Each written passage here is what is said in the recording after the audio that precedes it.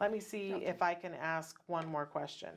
My son is 7, turning 8 this year, and he is ASHD they have there, but I think they meant ADHD maybe. And autism, and he is verbal. Since last year, one of his stimming behaviors is to gyrate his penis between his legs so that people really can't tell if he is masturbating. He does this when he's worried or excited in the classroom, at home, etc.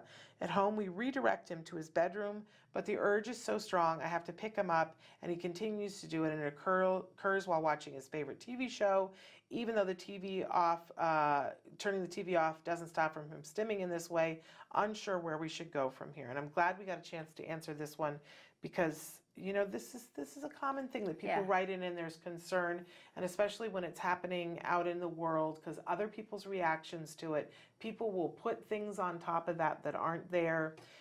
It can lead to other concerns. So take it away, Evelyn. This is such a rough one, because just the topic itself, this is an issue that so many of our kids experience along the way at various ages. I always go back and I look at, what is self-stimulatory behavior? Self-stimulatory behavior is somehow innately feels good, repetitive, and there's not a real function for it except that they like it. Mm-hmm. Right. And this is where I'm really searching. When a kid starts to, when there's engaging in stereotypy, that means they're not learning anything. Ah, okay. And that's a problem. Okay. So I always say, okay, if there is some kind of stereotypy going on, that means his brain's turned off. Okay, so we need to make an enriched environment in which he's engaged. He needs to start being engaged, learning new things, learning how to do other things. Yeah. Because if this is the only thing that he does that makes him feel good, well, he's going to keep doing it. That's right. So you have to get them to start learning, really enrich the environment, get him maybe get something physical going on. Yeah, he needs to learn how to do other activities. Yeah. And if it's a physical activity he needs, there's a ton of activities that kids can learn how to do that engages other body parts and does create endorphins when you exercise. Exactly. And so I always say, if I see a lot of stereotypy, I need functional behavior to go up. Okay. Because as long as the child's engaged in that stereotypy, he's not learning anything. All right.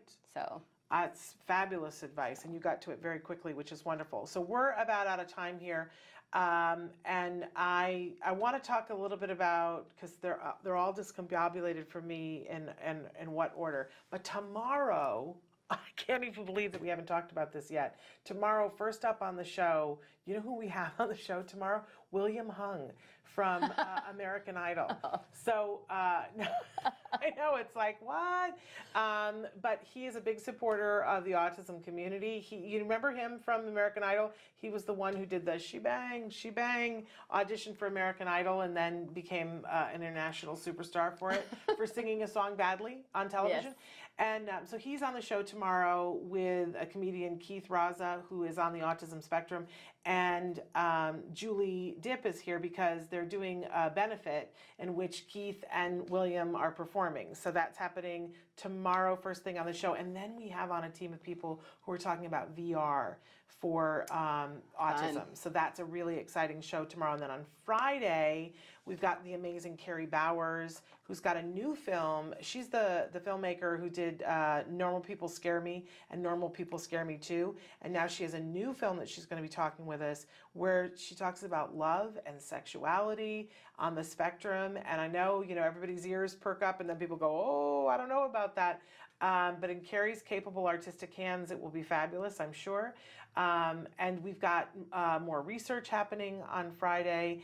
And then we've got a wonderful guest talking to us about flying and practicing flying on the autism spectrum. So all that is coming up this week. And for those of you in the Boston area, I am in Boston speaking. I'm told that it's sold out, but I hope that isn't true. Well, actually, I hope it is true, but I hope that you all already got your tickets, right? But anyway, we're out of time. We thank you so much for being here, and we really want to say a very happy birthday to Dr. Doreen Granpeesheh and send love and send blessings upon her head, and thank for all the work and all the heart and grace that she brings to her work. So much. So we'll be back tomorrow. Until then, give your kiddos a hug from me and one for you too. Bye-bye for now.